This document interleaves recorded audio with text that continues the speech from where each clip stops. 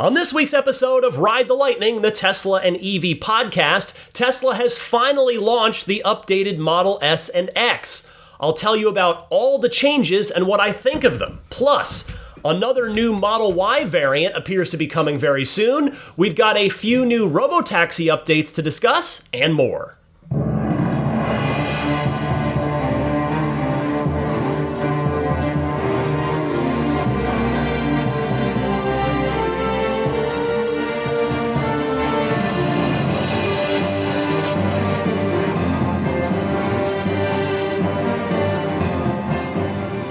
What's happening, friends? Welcome to episode 515 of Ride the Lightning. It's your weekly Tesla unofficial podcast, and other EVs too. I am joined by Daisy the Boxer to my left, and just outside the door, actually scratching at it right now, my daughter's coming downstairs to keep an eye on her and play with her a bit, is Lily, the silly Labrador. I had Lily in here, but she started chewing on my desk, which just comes through on the microphone, so she's gonna have to be out there entertained by my daughter. Anyway, it's a palindrome. 515, 515, front and back. It's fun to have those every 11 episodes. And we start with the headline story this week, the one that at least I've been waiting for a while here, especially these last few weeks. The new Model S and X refresh, maybe call it more of an update, but Refresh Watch 2025 has ended. The cars have finally been announced. So on Thursday morning, here's the timeline of this from this past week. On Thursday morning, a Tesla contact reached out to me to tell me that the new S and X had begun arriving at Tesla stores, presumably as demo vehicles and or showroom cars for people to, sit inside the showroom.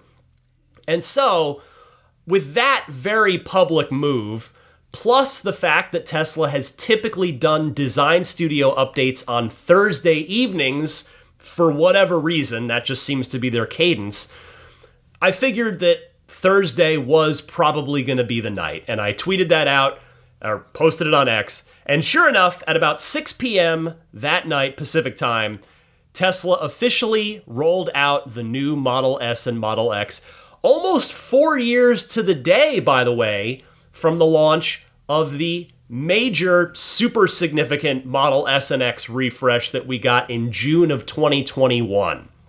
So, let's not waste time.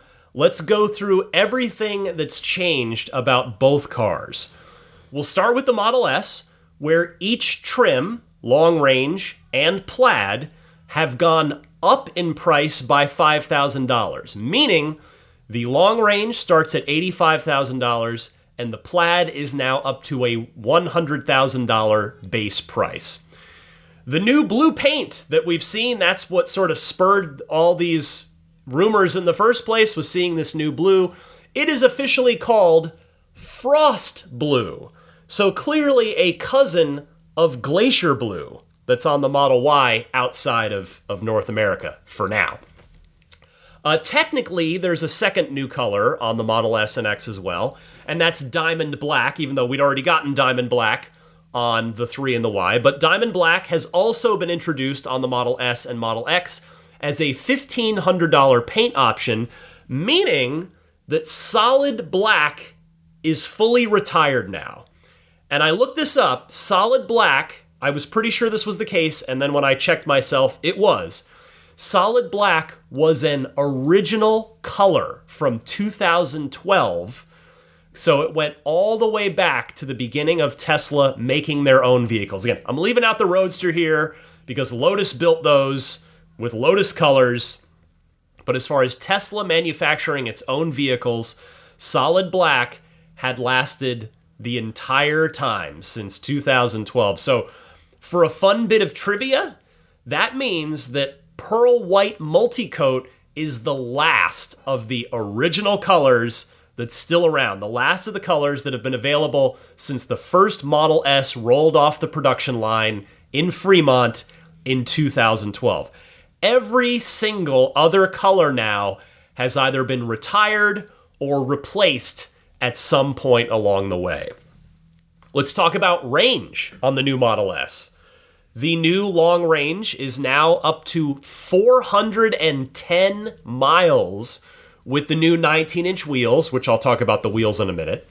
And if you want to go with the new 21-inch wheels, you're looking at 380 miles of range on the long-range version. The 410, by the way, Tesla says, and of course they're correct, it is the longest range Tesla ever. I believe the long-range plus Model S from around 2020, either late 19 or sometime in 2020, not too long before production shut down for 6 months and they completely changed the cars and did the full refresh with the new interior and then the revised exterior. But there was a long-range plus S that was 405. So now we're up to 410 with the new 19s, 380 on the new 21s. Now about those wheels. So the new 19-inch Model S wheels are called magnetite, and they are dark in color. They're like a black or super dark gray. In fact, all the new wheels, all 4 new wheels on S and X respectively combined, 2 on S, 2 on X, they're all black. They're all dark color. But the 19s, the magnetites, they are extremely similar, but not identical to the ones that I saw on that Model X at a supercharger a few weeks ago that I had told you about. They're a 5-spoke design, a sort of star pattern with arrow inserts all over the place on these wheels. The 21s, meanwhile, and by the way, you can see these for yourself if you just go to Tesla.com and go into the Model S and Model X design studio. You can click on them and click on those wheels and see them for yourself. The 21s are called the Valerium wheels. It's a 7-spoke design with arrow fins in them that can be removed. With them in, they cover the entire wheel. You literally cannot see the big red brake calipers on the Plaid if you were to get a Plaid at all. You can't see them at all, but you can absolutely see those big red brake calipers if you take those arrow inserts out. Now, there's pictures of that on Tesla's website and on their social media accounts with the 21s, with the Valeriums with the arrow inserts in and with the arrow inserts out. And as always, the 21-inch wheels are a $4,500 upgrade on the Model S. Now, obviously, wheel design is extremely subjective. It's one person's favorite wheel will be another person's least favorite wheel. But I do have to say, at first glance, I don't care for either of them, personally speaking. I didn't love the Tempest 19-inch wheels that were on the Model S up until this time, but I have to say, I don't think I like the magnetites really any better or worse. I don't particularly care for either the Tempests that are now gone or these new magnetites. And I think I had recently said here on the podcast that, in my humble opinion, obviously fully subjective, I felt that the 21-inch arachnids that Tesla had been offering on the Model S for the past 4 years are the nicest wheels in the entire lineup. I think they're beautiful wheels. I still feel that way. You just can't buy them anymore, at least not on a new car. I have to say, I don't get immediately fired up for these Valeriums, either with the arrow inserts in or with the arrow inserts out. With them in, I don't really like that they cover the calipers completely. And with them out, they're just a little busy for me personally. So, take a look for yourself. Maybe you're totally going to love them. Now, let's move along. The steering yoke is no longer an option on the long-range S. This also applies to the X as well. So you have to buy a Plaid to have the option to purchase a steering yoke. So what I found funny about this as I was poking around the design studio, just making all my notes and here for the podcast. So for a regular person who doesn't follow all this stuff super closely like all of us do, it must look weird to go on the design studio and be configuring a long-range Model S where there's not even an option for the yoke. So down, as you scroll down and you get to the steering configuration, it literally says on the design studio, steering wheel included, as if there's a configuration where you don't get a steering wheel, which obviously isn't the case. But without having the option for the yoke there on the long-range car, it just looks funny. It just looks like, oh, how nice of you to include a steering wheel. So I just got a kick out of that. So again, the yoke is only an option on the Plaid, and it remains an extra $1,000 if you'd like the yoke. And as for the reasoning behind that, my best educated guess is that I would imagine that most of the orders that they were getting for the yoke were coming from enthusiasts buying Plaids. So if my hypothesis is correct there, it would mean, I guess even if the hypothesis is wrong, this is still true, but that's my hypothesis. And either way, what it does is it simplifies manufacturing for Tesla, knowing that they won't have, say, one in every 75 long-range Model S orders moving down the assembly line that has to get a yoke put in it. Every long range that comes off the assembly line just gets a regular wheel. So that certainly simplifies things for Tesla. Now, on the front of the car, this applies to both versions of the Model S, the floating chrome Tesla T logo has been removed from what the community kind of refers to as the mustache, because that indentation at where the hood meets the front fascia, and where the T logo is, it kind of looks like a mustache. So that chrome floating T logo has been removed. In its place is a matte black filler piece filling in the entire mustache, if you will, that has a Tesla T logo imprinted on it. Meaning, well, not imprinted, I guess whatever the opposite of that is where it is popping out, but it's all within, it's stamped in there. So I suspect the reason that Tesla did that, because I will say I don't think it necessarily looks really any better. I don't think it looks any worse. It just looks a tad different. My suspicion there is it probably helps aerodynamics a little bit by not having wind bouncing around inside the mustache area anymore. And if it's all one piece, as it very much looks like it is, and I would bet that it is, then it saves on cost for Tesla as well. Not to mention, by the way, that S and X haven't had any other chrome anywhere on the car for a while now. So this puts the front of the car in line with the rest of it in not having any chrome anywhere on the outside of the car. And of course, as we already knew, Model S, and this applies to X2, S and X now both have the front bumper camera, which means officially the Model 3 is the only Tesla in production that does not have a lower front bumper camera. And thus, I'm optimistically hoping that it's going to get added to new Model 3 orders soon, right? Like, it's not really like Tesla to not have something unified, particularly when it comes to the full self-driving autopilot setup.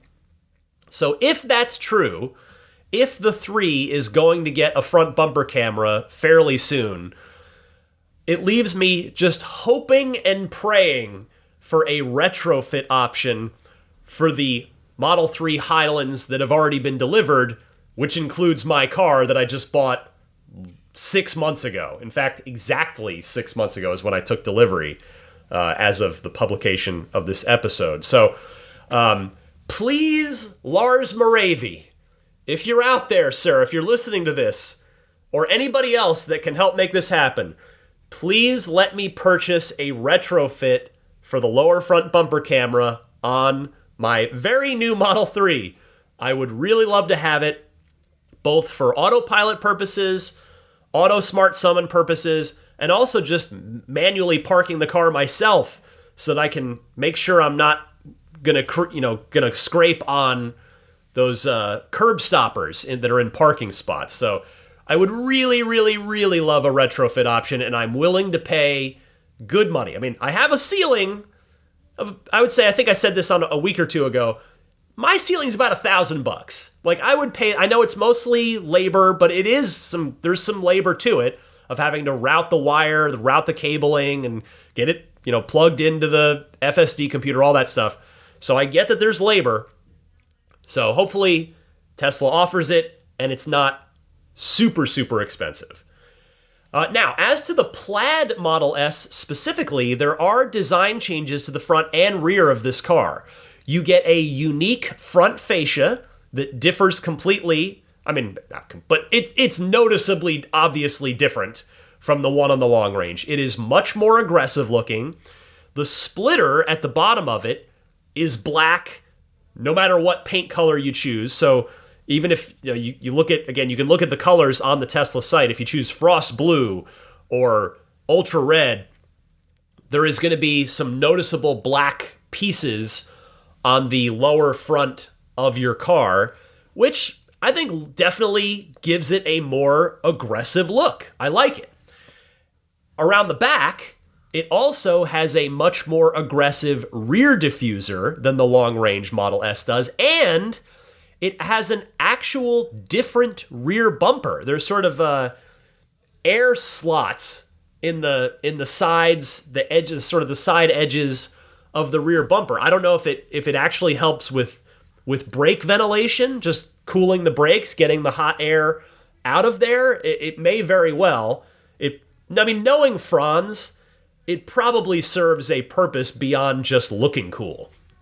So that's a difference as well. So the Plaid now, really, like the Model 3 performance, the Plaid now is obviously a Plaid from any angle, no matter which angle you look at it, front, back, sides, interior, it looks definitely different than the non-performance, the long-range Model S. Although, the performance is actually unchanged in either Model S. Still 0 to 60 in 3.1 seconds on the long range.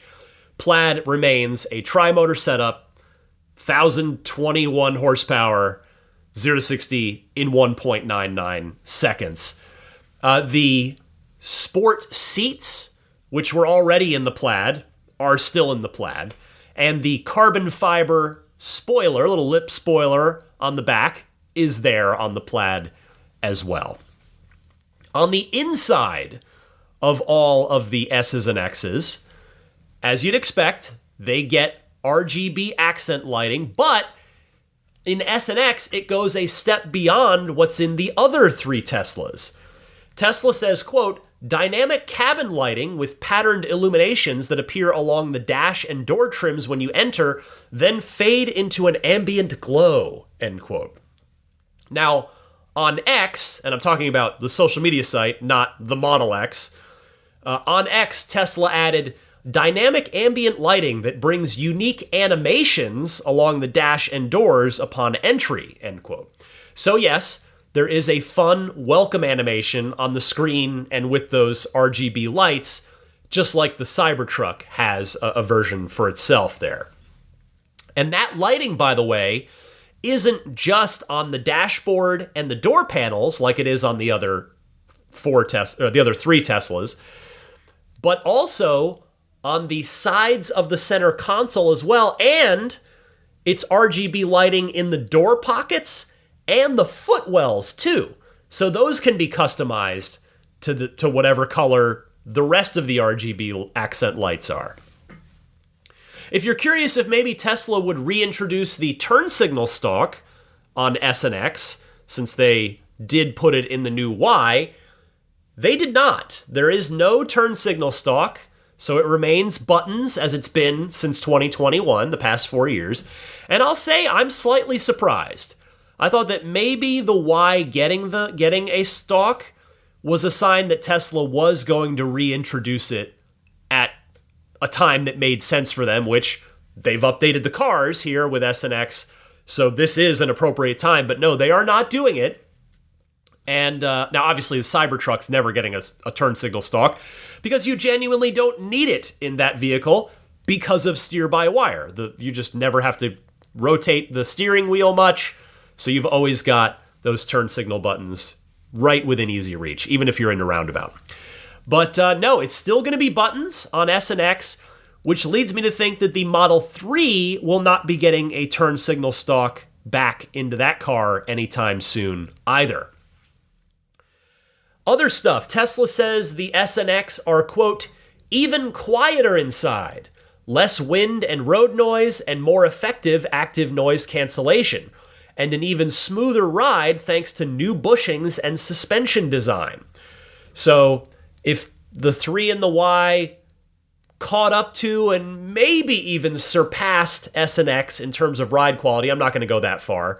I haven't done a side-by-side to really make that kind of determination, but whatever gains the 3 and Y had made on S and X in the ride smoothness department, Tesla has made an effort here to put the S and X further back out in front, which of course those cars both have an air suspension, which helps a lot as well in that department.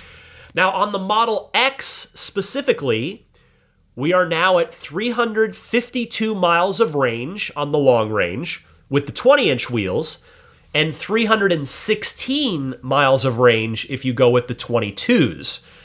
For Plaid, it's 335 miles of range on the 20s and 303 miles of range on the 22s. Now, about those new wheels, the 20s are the ones that I saw at that supercharger a few weeks back that I told you about. They are called Peri-Helix, P-E-R-I-H-E-L-I-X, the Peri-Helix wheels. And I will be honest with you, I had to put them side by side with the Model S's new 19-inch magnetites. I was like, wait, are they using the same wheel design on S and X for the smaller wheel this time? No, they're not, but they do look very, very similar. The 22s, meanwhile, are called, I'm guessing it's Machina, as in Deus Ex Machina, because it's M-A-C-H-I-N-A. It's spelled exactly how Deus Ex Machina is spelled. And to me, they look a lot like Unplugged Performance's Cyberhex wheels. Ben Schaefer, a friend of the show here, when he saw these, he probably did a double take for a half a second. Now, they're definitely not identical, but there's some similarity there. There's a little bit of resemblance. They're 7-spoke, 22-inch wheels for the Model X. And in my opinion, they're very, very unlike any other wheel that Tesla's ever done before. And I kind of like them. Again, I'm not super into the 20-inch Peri-Helix wheels because they look almost exactly the same as the 19-inch magnetites on the new S, which I just said I wasn't super into. But yeah, the new 22s on the Model X, I dig them. The Machinas, they're cool. They're definitely unique. And as ever, the 22-inch wheels are a $5,500 upgrade if you're purchasing a Model X. We're almost done, I promise, but there is still some more to talk about. Like this. Unlike with the Model S Plaid, there are no design changes to the exterior of the new Model X Plaid at all, and no sport seats on the inside either. You are, from what I can tell, literally only paying for the drivetrain and the larger brake calipers. I guess actually that's not quite true. As it was before, it's been this way for a little while now, you do get the 6-seat interior configuration, which is by far and away my favorite configuration for X, and that's a $6,500 option on the long range. So you do get the 6-seat interior standard with the Plaid, and that is the only configuration that the Plaid is offered in, which again has been the case for a little while now. Oh, and you know what? I think I forgot to mention that the new X also went up by $5,000 for each configuration. So the X now, the long range X starts at $90,000, $89,990, and the Plaid is $105,000. So it is again another $5,000 price increase. Tesla had upped the price $5,000 a couple months ago on all trims of S and X, but they gave us free supercharging for the life of the car, for as long as you owned it, and then they took away that free lifetime supercharging as long as you own the car, but didn't lower the price back down, and they have instead raised the price again by $5,000. So that is the situation with the cars in terms of pricing. Now, on the outside, I will say, actually, I guess I was slightly wrong when I said there are no design changes to the exterior of the Model X. There is one. The Model X still has the same mustache with the floating Tesla T logo. There's no black filler piece, from what I can tell in all the pictures, the high-resolution product shots that Tesla's released. But the floating Tesla T logo on the front of the Model X is now a matte.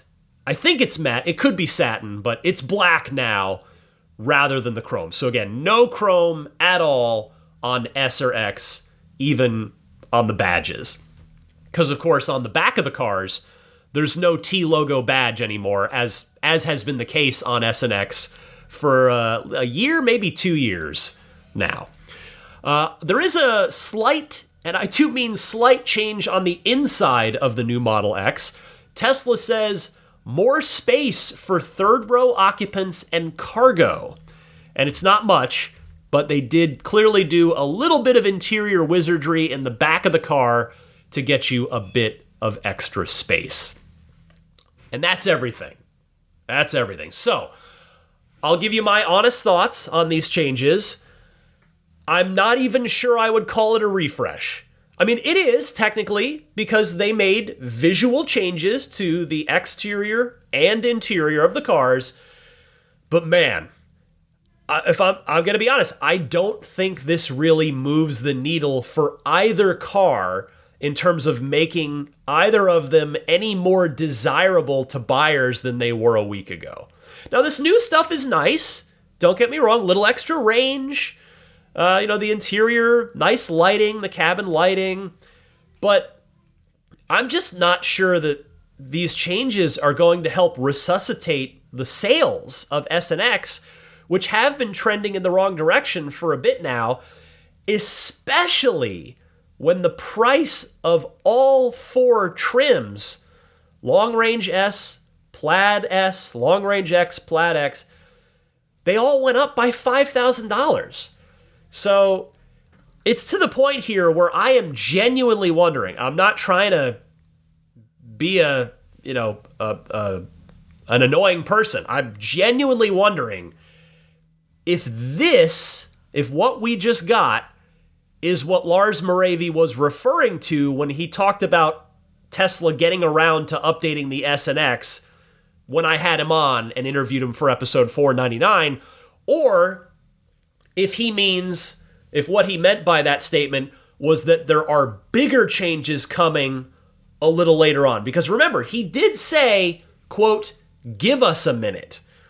Maybe the minute hasn't passed yet. Maybe we're still waiting for that minute. I can't help but wonder that. Now, if I was open to buying any Tesla, I just said, you know what? Tesla's got the biggest charging network. They've got the best software. They're the safest cars. I'm a new EV buyer. I'm open to buying any Tesla. Which one should I buy? I have to say, not that there aren't reasons to buy S and X, because there absolutely are, especially if you go Plaid. That's the just crazy performance, unrivaled, basically in the entire world. But I just don't think that any of these tweaks that Tesla's made would sway me towards the S or X over the 3 or the Y. Again, if I'm just looking at Teslas, the 5 Teslas, Cybertruck's kind of its own animal. If you want, you're probably not cross-shopping SNX with Cybertruck. I mean, maybe some people are, but generally speaking, I think, S and X are going to be cross-shopped to some degree with 3 and Y. And I just don't think anything that Tesla has tweaked here would sway me towards S or X over 3 or Y. Again, the S and X are absolutely phenomenal cars, but I say this especially when you factor in not just the price increase that I talked about, but also the tax credit that the 3 and the Y still qualify for that S and X do not at any trim. So when you take that into consideration as well, the $7,500 off, right off the top, that most 3 and Y buyers are probably going to qualify for, if that same person is looking at an S or an X, you're looking at a situation where the 3 and the Y are almost literally, it's not quite exact, but almost literally half the price of S and X. At least when we're talking about base prices. I mean, S and X are awesome. I cannot emphasize that enough. I've said it a bunch of times. I'll say it a bunch more. I am of the opinion that the Plaid Model S is the best all-around car on this planet when you factor in everything. Price, performance, safety, features, self-driving, just everything.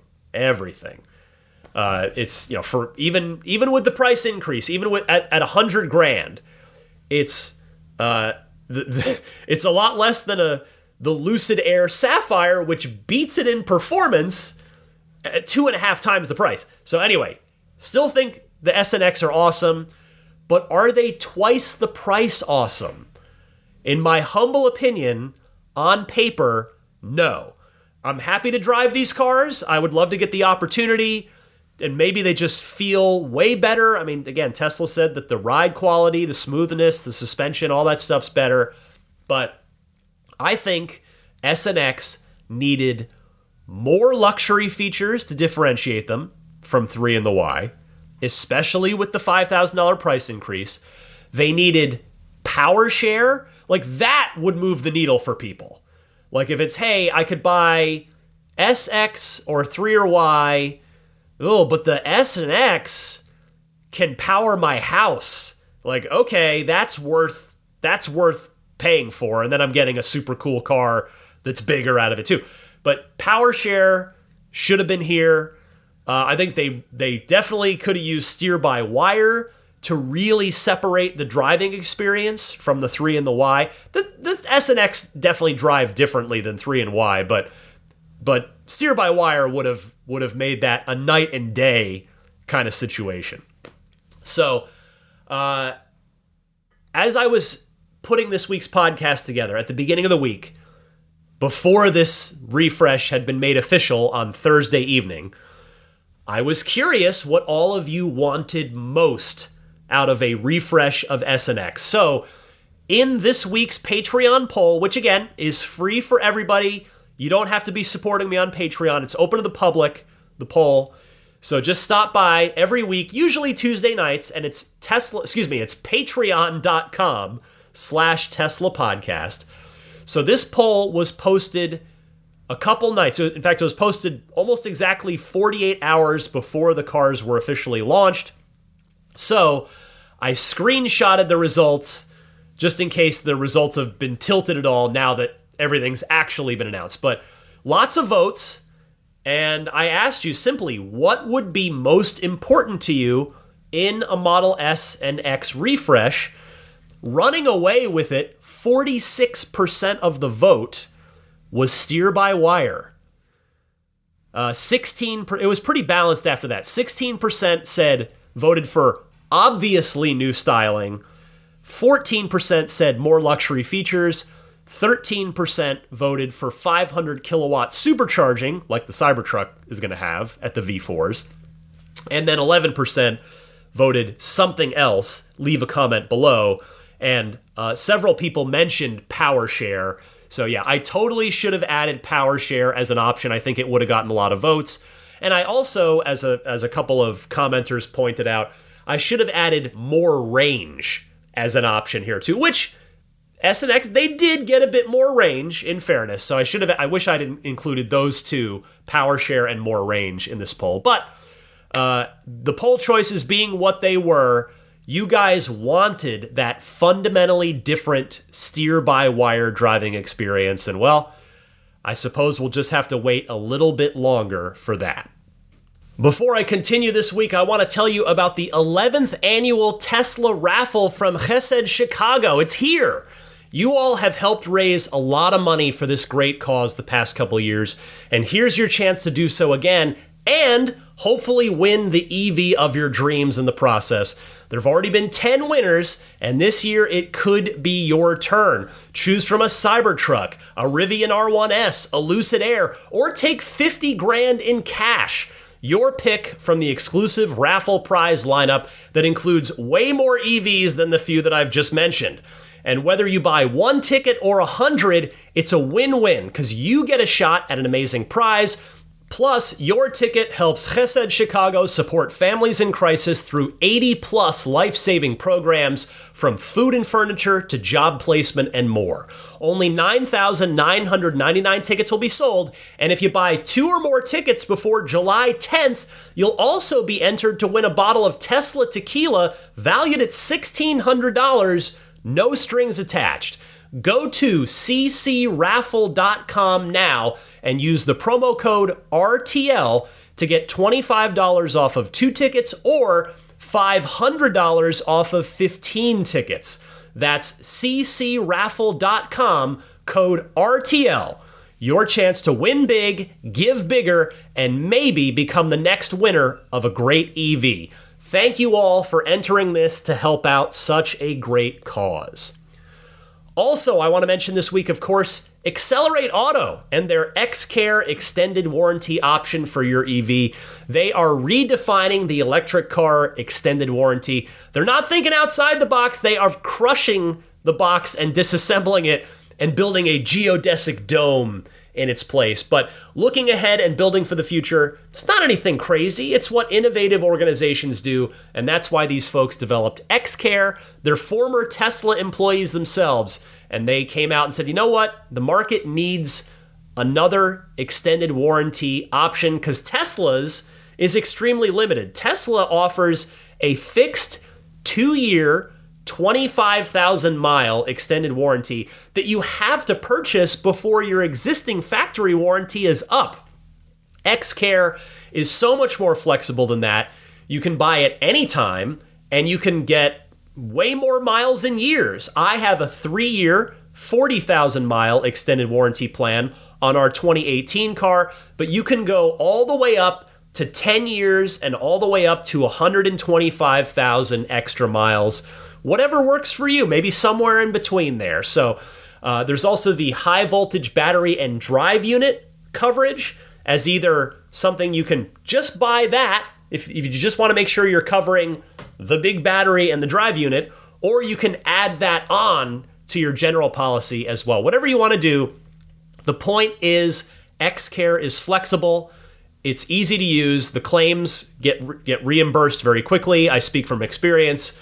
So it's great. I do recommend it. And because you're a Ride the Lightning listener, you get $100 off when you select X-Care's one-time payment option. Just use the discount code LIGHTNING.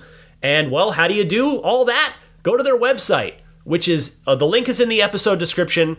Otherwise, you can go to XCELERATEAUTO.com/XCARE. That's XCelerateAuto.com/Xcare. Speaking of new things, like the new Model S and Model X, the 7-seat version of the new Model Y looks like it's right around the corner. Tesla themselves sent out a marketing email that a number of you might have received about the new Model Y. In it, it said, quote, "Ready for anything with long range, seating for up to 7, and enough room for everyone's gear," end quote. So yeah, seating for up to 7. I suspect that email blast may have been sent out a bit prematurely, meaning it was probably a mistake. Wasn't supposed to go out just yet. But nevertheless, This obviously comes straight from the horse's mouth, so now it's just a question of how soon the 7-seater will be available. I mean, we did already know it was coming, but I guess, and then the other question is, will it be available on the long-range rear-wheel drive or just the long-range all-wheel drive, which had been the case previously? I think it's unlikely to be available on the new Model Y Performance, although for now that's a moot point because, of course, the new Model Y Performance itself isn't out yet. But we knew this was coming from the aforementioned chief engineer at Tesla, Lars Moravy, mentioning it on Jay Leno's Garage back in February. But now I think we can be confident that it's going to be coming probably within the next 3 months versus within the next 6. So I definitely think the 7-seater's coming sooner rather than later, because I don't think Tesla would have jumped the gun way in advance on this email blast. So that's my reasoning there for thinking that it's going to be 3 months rather than potentially up to 6. Next this week, lots of Tesla news. The first robotaxis were spotted in Austin ahead of the rumored June 12th launch last week. More on that date in a moment. So as expected, the Juniper Model Ys are the vehicles that Tesla's using, and it makes sense. They're not only more comfortable for passengers to ride in than the Generation 1 Model Y, but they, of course, have that front bumper camera that Tesla says will be utilized by Autopilot and Advanced Smart Summon. The vehicle that was photographed was stealth gray with white interior, and the thing is, they can be pretty easily spotted. You know, there are Model Ys everywhere, especially in a city like Austin that's very tech-friendly. But you can spot these robotaxis pretty easily, and not just because of the absence of a human being in the driver's seat. I say this because they've got robotaxi wordmark stickers on the forwardmost part of the lower front doors, written in that graffiti font, that robotaxi graffiti font. Now, as for that launch date that had been rumored to be June 12th, turns out if that was internally the target, it is not anymore, because Tesla CEO Elon Musk tweeted that the new target date, or at least the target date, maybe it was the one all along, but the target date is in fact June 22nd. So it's still right around the corner, though he did add, quote, "We are being super paranoid about safety, so the date could shift," end quote.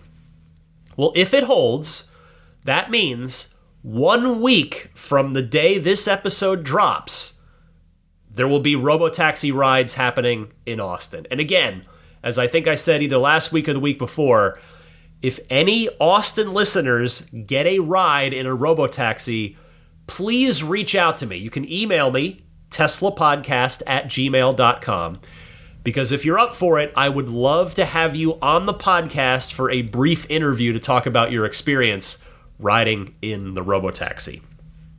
Meanwhile, the CEO also gave an update on self-delivering cars, saying, quote, "First Tesla that drives itself from factory end of line all the way to a customer house is June 28th, end quote." Well, my guess there is that Tesla's already got that customer picked out.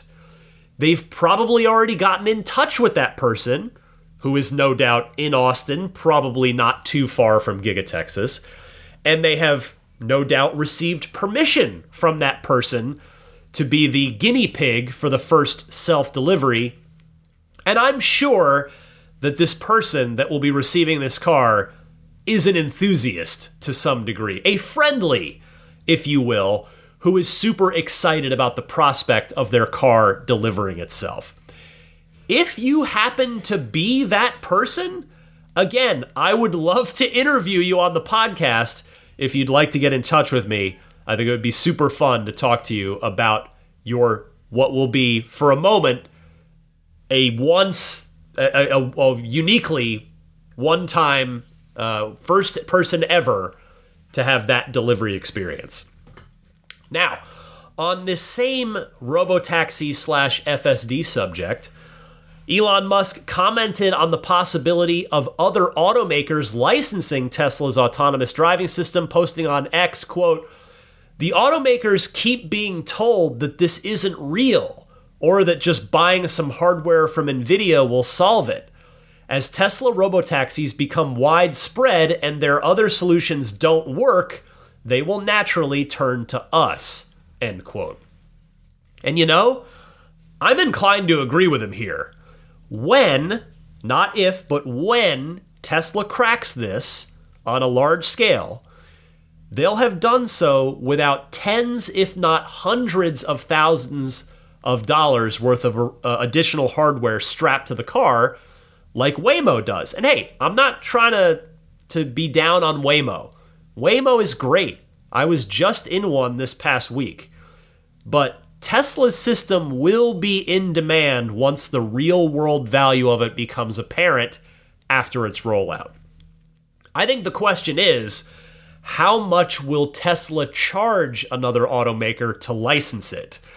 Because they can probably charge anything they want, and it'd still be cheaper in both literal dollars and the time saved, the sort of time value of money, if you will, in not developing their own bespoke solution.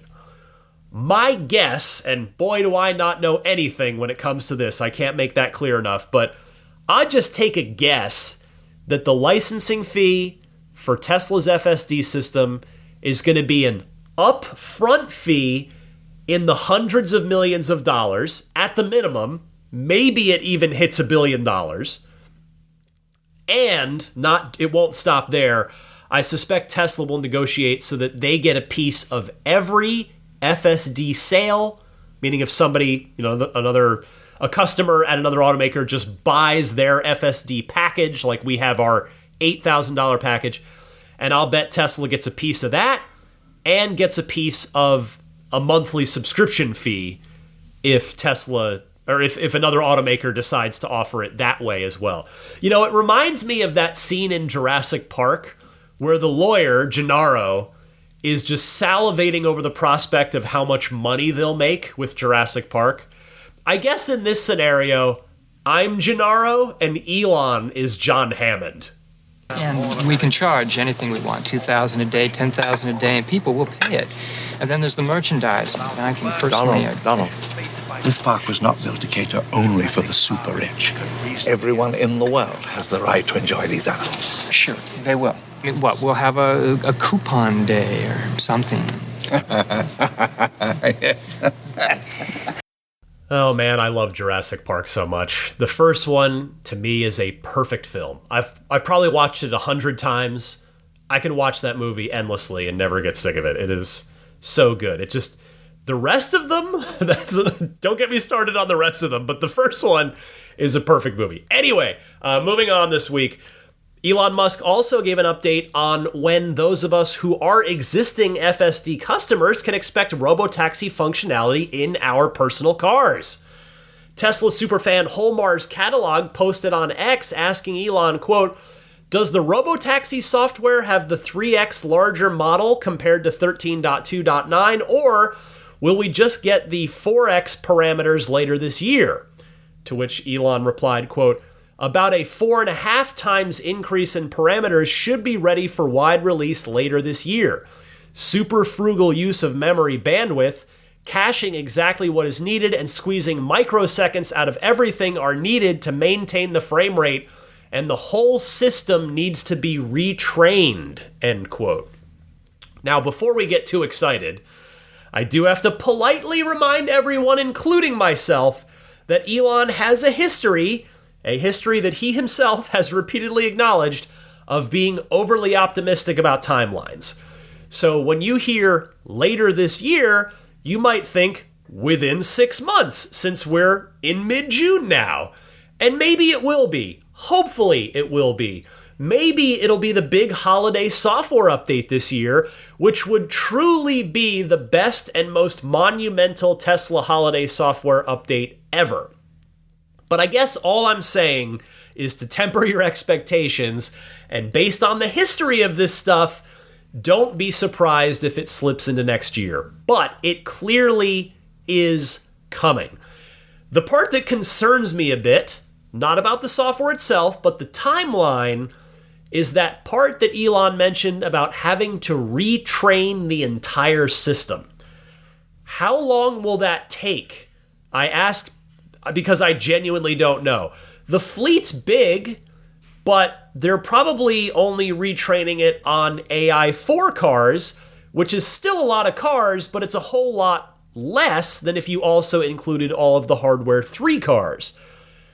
I've definitely got one spot that I go through in either car, the AI3 or AI4 car, that I would be happy to help Tesla retrain the system, because it runs this stop sign every single time, even though the cameras see the stop sign and the stop sign shows up on the navigation screen. So it knows it's there, but it just goes right on through. So I'm happy to do my part at my one weird little spot near my house.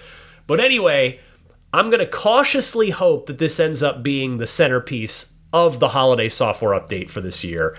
But I'm also not going to be disappointed if it doesn't. Remember, Tesla specializes in making the impossible merely late. Now that said, the other fun but more optimistic launch timing to hope for on this, purely, I acknowledge, for sentimental reasons, would be October 20th, as that would be 5 years to the day since Tesla released the first public beta of FSD to the original small group of testers. But it's happening. This is happening. We'll just have to wait and see how long of a wait it is before it starts hitting our AI4 cars.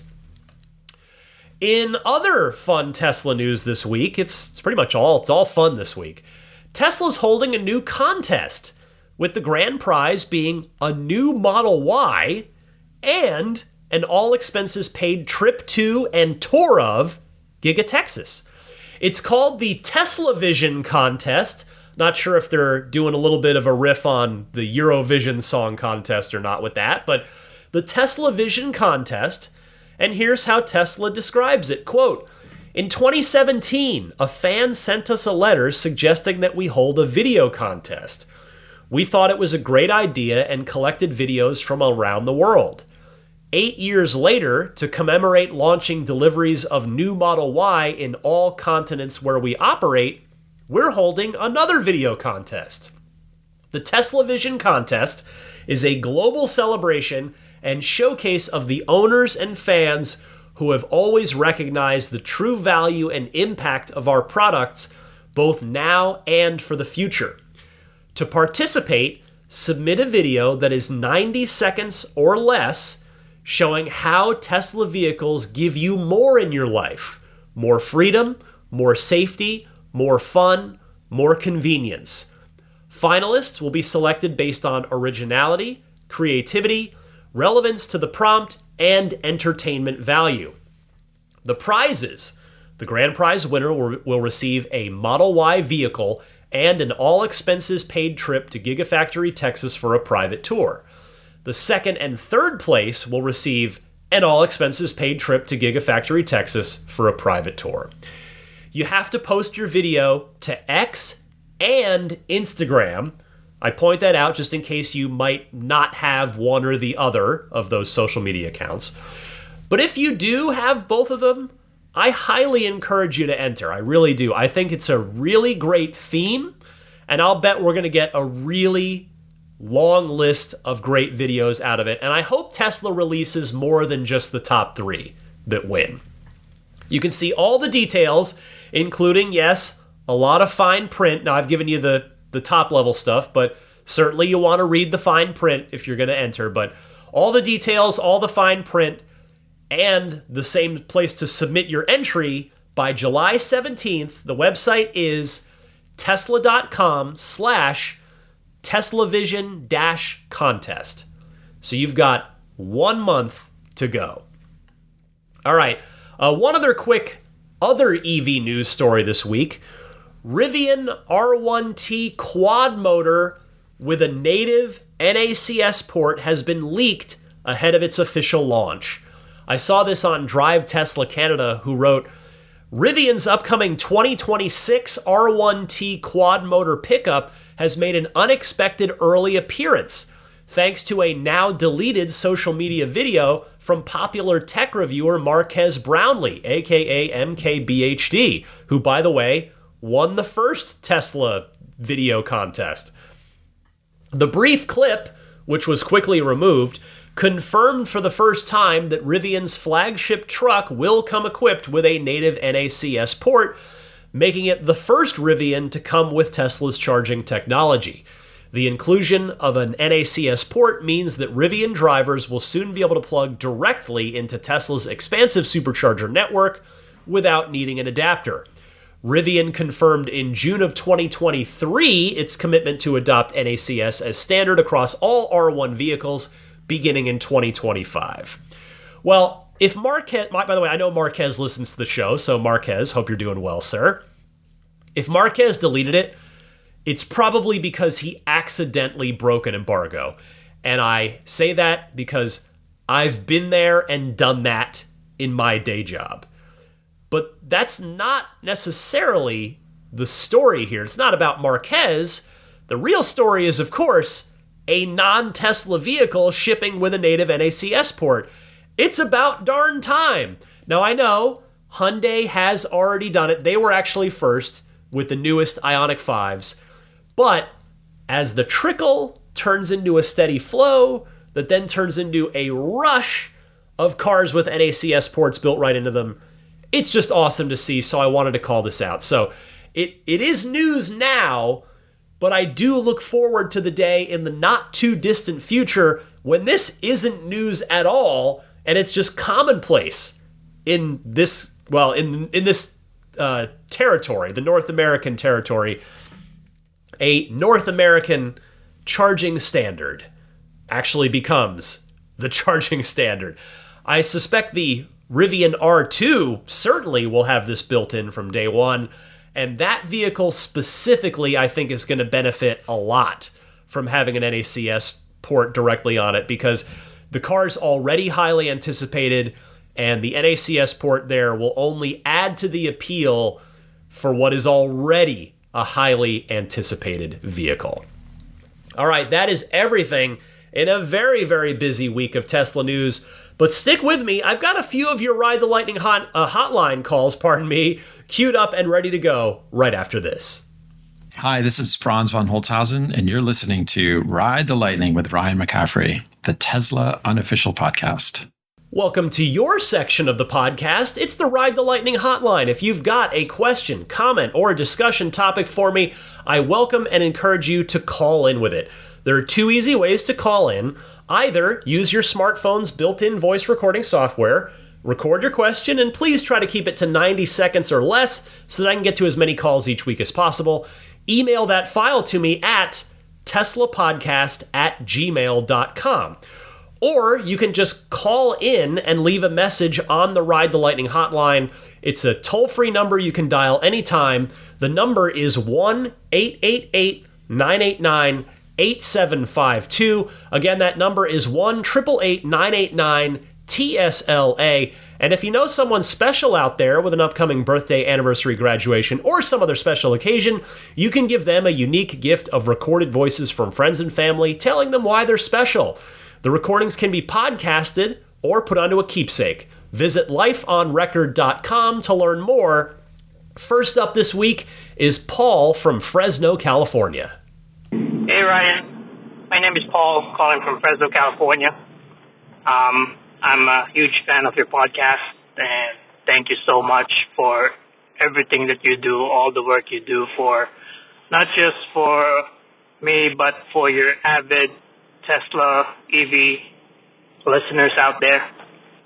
I'm not a owner of a Tesla or an EV yet, but hoping that I will be soon. Calling because I have a question about this tax rebate. I heard that it's going to be eliminated, but Can you confirm, based on your sources, if that is true, and when will it be eliminated? Is it by the end of this year, in a couple of months from now? Looking forward to your answer. Appreciate it. Thanks. Bye. Hi, Paul. Thank you for the kind words and your call. Unfortunately, I don't have any political sources in Washington, as I do have a couple people at Tesla, and that's what I would need to really give you any good information that goes beyond what we know publicly. That said, the House of Representatives has passed a budget bill that would eliminate the $7,500 EV tax credit as of January 1st, 2026. In other words, about 6 months from now. However, there has been some pushback on that bill, including by Elon Musk himself, and so we just don't know yet if the Senate will push for changes to the bill to amend it, and if they did, if one of those changes would be to keep the EV tax credit or at least delay its expiration date. I would really just encourage anybody out there who feels strongly about this to call your senator's office, voice your support for the EV tax credit. That's about all any of us can do right now while we wait for that tax credit's fate to be decided. Cheers, Paul. Thank you so much for calling in. Next is Larry from Dallas, Georgia. Hey, Ryan. This is Larry from Dallas, Georgia, about 40 minutes west of Atlanta. I had two questions for you. First question is, do you know or do you think that Tesla would ever create like a hotspot in the car along with the premium connectivity? Even if we would have to pay a little bit more for it, because I know the premium connectivity is either $100 or $9.99 if you do the subscription. Let's say, like, for an example, if they do like, I don't know, $30 a month, $20 a month to add hotspot, rolling hotspot in the car. I have a 2-year-old who's, watches her Mickey Mouse and all those other cartoons and things like that. And I do a lot of road tripping. So it would be nice for her phone to be able to connect to the car Wi-Fi and not use all my data up on my cell phone. That's the first question. And the second question is, I don't really understand, because this is my first EV, the watt hours per mile. So right now I'm averaging 234 watt hours a mile. Is that considered good? Is that considered bad? Is it when the numbers go down, it's good, or is it when the numbers go up, it's good? And I don't know how to equate that, I guess, to the traditional miles per gallon. So I would just wonder if you can dummy that down for me and let me know if that's a good thing. Well, thanks for all you do. Appreciate your call. Larry, this is an excellent call. I appreciate you taking the time.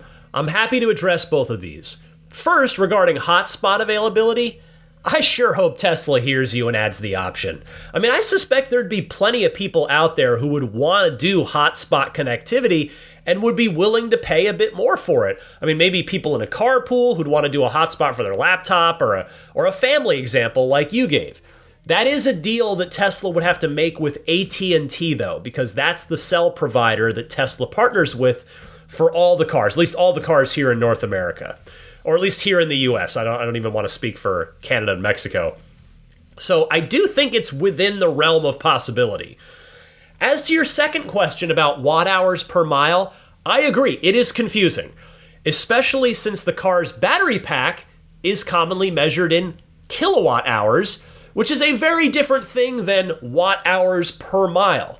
So in short, it varies pretty wildly, I should say, and widely, depending on driving conditions, what Tesla you have, and what size tires and wheels you have. But to cut right to it, if you're rocking a watt hour per mile number of about 234, that's very good. So smaller number is better in this case because it means you're using less energy per mile. For a bit of context, I just checked mine on my new 2024 Model 3 Performance, And my lifetime number across a few thousand miles so far is 281 watt hours per mile, which, again, contextually, is a lot better than my old 2018 Model 3 Performance, because the new one is a lot more efficient than the old one. But also, as compared to your number, it's nowhere near as good as the non-performance 3s and Ys. And the reason is because, A, my car is tuned for power over efficiency, but more than that, B, I have sticky summer tires and 20-inch wheels, both of which hurt efficiency. So you're doing great, Larry. You're doing great. I hope that helps explain things a little bit for you. Thank you very much for calling in. I've only got time for one more call this week because it is a long episode here. But let's hear from Andrew in Melbourne, Australia. Oh, good day, Ryan. This is Andrew from Melbourne, Australia. I listen to your podcast every week and love it. I've got a question hoping that you can ask the Tesla gurus. And that is, when Tesla released the new Model S and Model X upgrade, is there any plans from Tesla to re-release the Tesla Model S and Model S in right-hand drive for us folks that drive on the right-hand side of the road? Thank you and take care. Andrew, I thank you for your call and your very valid question. I think the answer to that will tell us a lot about how Tesla looks at the Model S and Model X within the company for the foreseeable future. Once this refresh hits the streets here any day now, like actually starting delivery, if Tesla doesn't reintroduce a right-hand drive version, and my opinion on whether or not they will do that is tied to the demand that they see for it here in the US on these new ones, then I think it's fair to wonder if the S and X really are going to continue to get made in the long term. I'm not saying they're going to get sunsetted tomorrow, but long term, it would seem like getting S and X back into more global markets is what the company's goal should be. This is something that I would really love to ask Franz or Lars about, or Elon, if I'm ever lucky enough to have any of them on the podcast again. Specifically, what I would want to ask them is, how do they think about S and X internally, and what are their internal goals and expectations for those cars? But to give you my opinion for what little it might be worth, I think that the chances of S and X returning to right-hand drive markets would go way up if these latest revisions were to have had steer-by-wire, which, as you heard earlier in the podcast, they unfortunately do not. Because if they did, it would get a lot easier manufacturing-wise for them to build right-hand drive units. So we'll see. If another big refresh came along, like a bigger refresh like I was talking about earlier, and that had steer-by-wire, then yes, my optimism for a right-hand drive S and X would go way up. But for now, I don't see it happening in the immediate near-term future. I hate to end on kind of a sour note there, but that's all the time I've got for this week's Ride the Lightning Hotline. Keep your calls coming, though. If you've got Tesla or EV questions, comments, or discussion topics, drop me a line. I gave you the 2 easy call-in methods at the top of this segment, so just refer back to that if you'd like to call in. All right, as for what's going on with me and my car, the Soul of Adventure, well, last week I promised to tell you about my mom's reaction to FSD. Well, before I could do that, my wife took her around San Francisco in a Waymo, and she said that she had to mentally tell herself that someone was behind the wheel. But she also said she loved it. She did, and then after I got home, because she got in, it doesn't matter. She got in before I did because I was on that business trip. So when we went out in my car and I was driving, I again, as I said I was going to do last week, I just turned on FSD without telling her. Like as soon as we got out of my garage, I turned it on, and I'll tell you this, it did flawlessly the whole way. It did awesome. And then I told her when we got there, oh, by the way, that was the car driving itself the whole time. And she goes, I'm glad I didn't know that. But she was impressed. She was very impressed by both the Waymo and Tesla FSD. So that was pretty cool to run that little friendly social experiment on my own mother. Here's an entertainment recommendation for this week. If you've got Disney Plus, the show Tucci in Italy. It stars, Stanley Tucci. My goodness, it is, as you can tell, I'm under the weather a little bit again. I think it feels like the sinus infection that I had is back. Either it didn't completely go away, or I don't know. But anyway, slightly under the weather. I'm hopefully you haven't noticed until right there when my throat clogged up on me. But anyway, Tucci in Italy.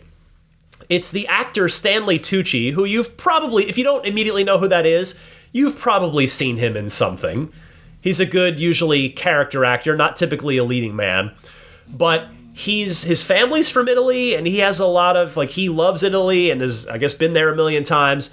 And so it's him taking you to different regions in Italy, and it's specifically about the food as it pertains and how it affects the culture of each region of Italy. He's done this show before on, I think CNN had produced it, and it was on HBO Max. I forget the name of it off the top of my head. But anyway, in fact, I've probably recommended it before. But now it's a new version on Disney Plus, Tucci in Italy. It's only 5 episodes. They're an hour each. Super good. Italy remains at the very top of my travel bucket list. It is the number one place I want to go that I haven't been to yet. Hopefully someday. Here's your pro tip of the week. It's from Mike in Claremont, Florida. Hi there, Ryan. It's Mike from Claremont, Florida. I really enjoy the podcast. I don't know if you'll consider this a pro tip or not, but something that helps me out that I found was a great feature, and that is the fact that I park my car, of course, backwards, or actually I should say I let the car park itself in a 2-car garage here at my apartment. And it's really tight. And it does a great job of parking itself. However, it always makes me nervous how tight it is, and especially with the mirrors that stick out. Now, I know that you have a feature where you can automatically hit a button and fold the mirrors yourself.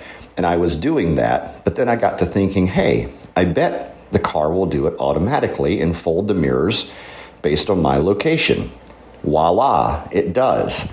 So now I have the mirrors set up to where whenever I back up to the garage, it recognizes that as a location. It auto folds them in and does a great job at easing my mind that where I'm not going to clip a mirror on the edge of the garage door. Thought that might help somebody. Again, check it out. It's under the auto fold features. You can set up a location, and maybe that'll help ease someone's mind like it did mine. Thanks again, Ryan. Enjoy the podcast. Hey, Mike, thank you for the kind words and the pro tip. I think this does qualify because it's not a completely obvious thing. I happen to use this one every single day myself because my garage door opening, it's very tight, it's narrow, such that I either can't get through unscathed at all unless the mirrors are folded, or if I actually could, and I'm not going to try, there'd be almost zero margin for error. So I'm a regular user of this feature myself. If you tap fold mirrors on the first control screen that you get to when you tap the car icon in the lower left corner of your screen, you should see, I think it's remember location or something like that, show up on the same button that you just tapped. So tap it again, and it will indeed always fold the mirrors automatically when the GPS senses that you've reached that location. It works great. I've used it since I got my first Model 3 in 2018. Mike, thank you so much for this one. Appreciate the call. If anybody else out there has a good Tesla or EV pro tip of the week that you'd like to share with me and your fellow owners and enthusiasts, I welcome and encourage you to do so. And the way to do that is just send it in like a regular Ride the Lightning hotline call. And I gave you the 2 easy call-in methods for that just a few minutes ago. Before I scoot out of here for the week, I've got a few friends of the podcast to mention. You know the drill at this point. I'll start with abstractocean.com. They've got so many great aftermarket Tesla accessories. Oh, not just Tesla, actually, Rivian as well. So check them out at abstractocean.com. A lot of lighting kits, including puddle lights, which are cheaper than the ones Tesla sells. Now, at least for now, Abstract Ocean doesn't have the Model 3 Performance one, but I'll bet they will soon. And I probably should have just waited and bought it from them, because Abstract Ocean has the exact same thing for cheaper, like the Tesla Wordmark puddle light, the TESLA that shines on the ground. They have that exact thing for less money than what Tesla charges for it. So lighting kits inside and out, the tempered glass, custom fit Gorilla Glass screen protectors, those are great to help protect that key input device in your car. So check them out. Just take a look around. Abstractocean.com. Click on whichever Tesla or other EV that you own.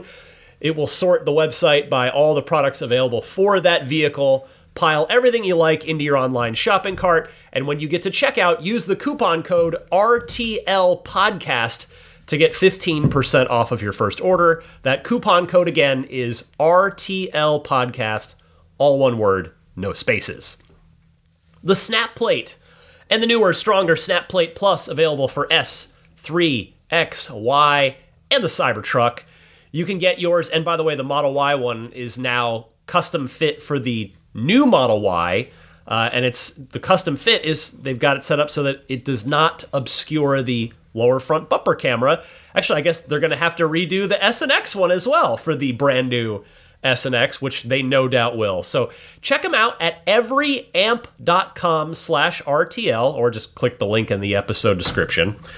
Use the coupon code RTL to get a discount on whichever one you purchase. So the regular Snap Plate is safety optimized with breakaway features to sacrifice itself in a worst case scenario, like a parking accident or a car wash. The Snap Plate Plus is strength optimized with hardened features for maximum strength. Both have the signature minimalist aesthetic that blends in perfectly with the Tesla front end.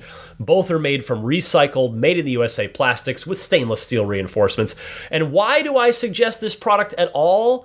Well, it's because the front license plate bracket that Tesla gives you with your car, if you either want one on your car or are legally required by the place you live to have one on your car, the one Tesla gives you sticks to the front of your car with automotive tape. That's not great, especially if you ever want to remove it. So I do recommend the Snap Plate because it goes on with actual removable everything. So when it's on there nice and safe and secure and tight. But if you want to take it off for any reason whatsoever, it will leave nothing behind when you take it off. So check them out, everyamp.com/RTL. If you'd like to purchase one, throw it in your cart and make sure to use the coupon code RTL at checkout to get a nice discount on that. Immaculate Reflections, super talented detailer and a friend of mine, I'm proud to say, here in the greater San Francisco Bay Area. And I do promise you, and if my word means anything after 515 episodes of this thing, week in and week out, I promise you that if you take your car to Immaculate Reflections, whether it's your Tesla or another car in your garage that you care about, you're going to be happy when you pick it up. Because Immaculate Reflections, Jeff is the name of the owner and detailer there. The guy's incredibly talented. He's also a great human being. He doesn't cut corners. The guy does incredible work. He's done both of my Teslas head to toe. He will do every car that I care about that I ever own for the rest of my life. And if you're in or going to be in the greater San Francisco Bay Area, I wholeheartedly encourage you to reach out through his website, which is irdetailing.com, and using the contact form there, get in touch if you're either here or going to be here in this general area. Make an appointment and mention that you're a Ride the Lightning listener, and any work you have done, you will be extended the very kind Ride the Lightning listener discount. And if you're wondering, well, what might I have done? Well, the kind of three main services, it's not the be-all, end-all here, but the three main things are paint protection film on maybe the front of the car, key panels of the car, maybe all the car if you're crazy like me. That's the kind of crazy I'm proud to be. I really care about my cars. Paint protection film, ceramic coating, which is just wax for the 21st century, but it lasts 5 years. But you want it installed by a professional because it has to be put on evenly and correctly. Anyway, ceramic coating, PPF, and paint correction to actually he'll get into your finish, take all the little flaws and swirls and little scratches out, get it looking as perfect as it possibly can. So if any of that sounds good, head to the website, irdetailing.com. The Patreon, I usually mention it earlier in the podcast. I did not earlier in this one because I didn't have a lightning round mini episode for that $10 and up tier this week. And I made a post on Patreon explaining why. Short version is life just got in the way on this one. I always do I take it very seriously. I take this podcast seriously and the responsibility I put on myself to deliver to all of you who are kind enough to support me on Patreon everything that I say I'm gonna give you. So I apologize for not being able to get to a lightning round this week. The comments were all super supportive. Really appreciate it from all of you. So if you'll permit me a quick moment here, I'd like to mention my Patreon here. You can find it at patreon.com/Tesla podcast. And this is the way that you can voluntarily choose to support me, support this podcast. If you enjoy it, you've been listening for a while, you get a lot out of it week in and week out. And I do, as you know, I show up every single week, sinus infection or not. I'm here for you. Again, I take it seriously, and I know that I can't hope to earn your support on Patreon if I'm not here on a regular basis, week in and week out for you.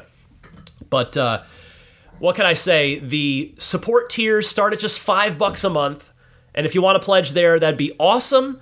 In return, you'll get an ad-free episode every week, and you'll get early access to that ad-free episode every single week. If you are kind enough to step up to that $10 per month tier, which is the most popular tier, you'll get ad-free episodes every week, you'll get it early, and you'll get access to the entire past, present, and future catalog of those lightning round mini episodes, which are evergreen mini podcasts that I do on the subject of Teslas and electric vehicles. I do them pretty much every week. I'd say 50 of them a year, roughly. And they're usually 10, I would say 12 to 20 minutes on average on some evergreen topic. You know, I always announce what the topic is when I do those on this show. Anyway, if you see it in your heart to show me some support on Patreon, I would be very, very humbled, grateful, and appreciative. Head to the Patreon page for more, which is, again, patreon.com/Tesla podcast, or just click the link in the episode description. If you're not already following the podcast on your favorite podcast service, I recommend you do that. It's totally free. And what following the podcast does on your favorite podcast service is it means every time a new episode drops, which is every Sunday at 9 a.m. Eastern, 6 a.m. Pacific, you'll get a push notification on your device letting you know, hey, new episode of Ride the Lightning is here. You just tap that notification and it'll take you straight to the podcast and you can start listening to that new episode. So just search Ride the Lightning Tesla on any of your favorite podcast services. This podcast should pull right up. Click the follow button and you're good to go. Whether that's on Apple Podcasts, TuneIn, Spotify, YouTube Podcasts, etc. And I think, social media, yes. I mentioned this a little earlier, but I am on X and Instagram, which are the two social media platforms required if you want to enter the Tesla Vision contest that I talked about earlier in the podcast. I don't think I'll be entering, honestly. Quite frankly, I don't have the time between my day job, my family life, and this podcast, all three of which are super important to me and I take very seriously. I also... I'll bet I could come up with a good idea. I don't doubt that, but I will probably not be entering. But I encourage you to for that thing. Anyway, if you want to follow me on... that got onto a tangent, didn't it? If you want to follow me on either X and or Instagram, I have the same username on both, and that username is DMC_Ryan. The DMC, of course, referring to when I used to own a DeLorean, and that car will always be near and dear to my heart. I made my social media, at least I made my, then Twitter account when I still had my DeLorean. Of course, that was back when you literally couldn't post pictures or let alone videos directly to Twitter. So my earliest tweets sadly do not have DeLorean pictures in them. I've posted one here and there since. Anyway, and then I just decided to stick with the same username on everything. So, and now, okay, Lily is chewing. I'm allowing her to chew this desk because it's ancient. It's literally, this desk that I'm doing this podcast from literally predates home computers. So it doesn't ergonomically really work super great. So Zelina started by chewing some of it at the bottom, and then I just kind of was like, all right, whatever. If dogs chew this thing up, it gives me an excuse to get another desk. So definitely Lily has done the most damage to this desk, like by far. She's almost chewed through one of the cross-beam pieces that go between the front right leg and the rear right leg. And I'm just going to power through this because hopefully that sound of her chewing through that is not rattling through the microphone right now. Anyway, I have the same username on Instagram and X, and that username is DMC_Ryan. You can email me anytime for EV-related things at teslapodcast@gmail.com. Lastly, a big hello and thank you goes out to the top-tier Patreon backers. I'll start with the Roadster and Space tier. These folks get a one-on-one hangout with me each month if they elect to choose it. Some of them take it every month, and it's just always great I always have a good time talking to folks. We seem to always fill an hour, no problem. So, Roadster and Space tier backers: Pete White, Lyle Austin, Steve Radspinner, Fernando Cordero, Lawton from Chicago, Sean Neidig, Neil Weaver, Jackson Wallace, Rolf and Jennifer Evers, Howard Anthony Smith, Victoria Iacovetto, Tesla Hitchhiker 42, Kara Weston, Robert from near Philly, American Home Contractors, Doug Carey, Michael Gallo, and Tony Figueroa. Next up, the Maximum Plaid backers, who hopefully I will be seeing many of them tomorrow as I record this at the June Patreon Zoom Hangout.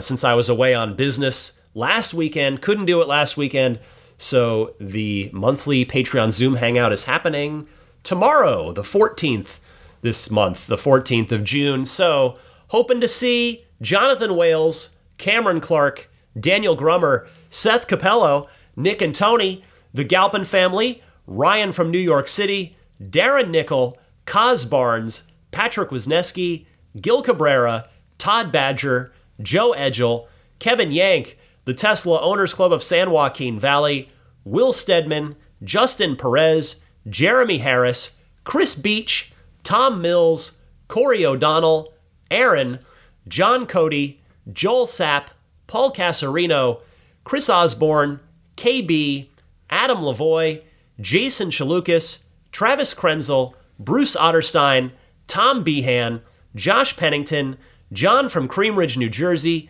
Dustin Hart, Derek Finley, Charles Clement, Damon Klein, Jeff Brown, Jerry Slinger, Clayton Goodfellow, Kenneth Corbett, Brian Bertoglio, Kim Bay, Troy Sievers, and Nick Jacoby.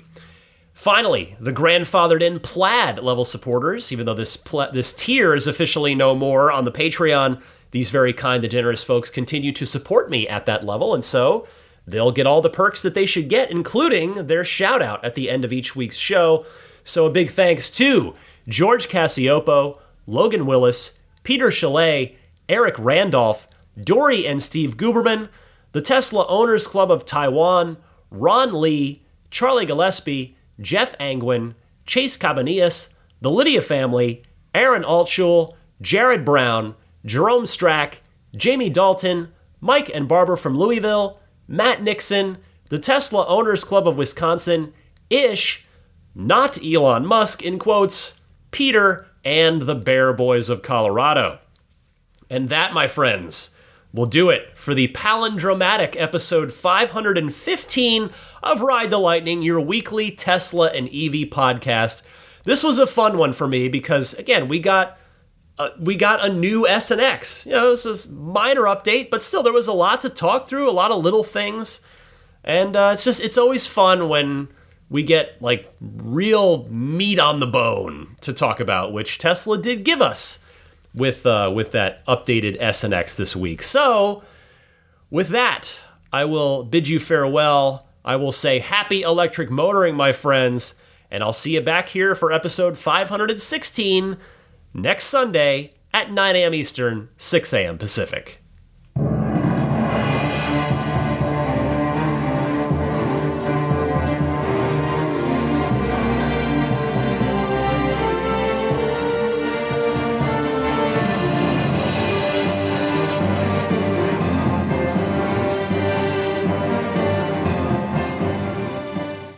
Elon Musk, people don't like Elon Musk. The guy founded PayPal and Tesla, and people are like, yeah, but he's a troll and a bad dad. I'm like, so was mine. He did nothing to fight climate change. Also, have you been in a Tesla? Have you been in a Tesla? My buddy let me drive his Tesla. I laughed out loud at how fast it went. Been clinically depressed my entire life, on dozens of medications, in a Tesla for 13 seconds, cured forever. I mean, I think a Tesla is the most fun thing you could possibly buy ever. That's what it's meant to be. Our goal is to make it's not exactly a car. It's actually a thing to maximize enjoyment. It's maximum fun.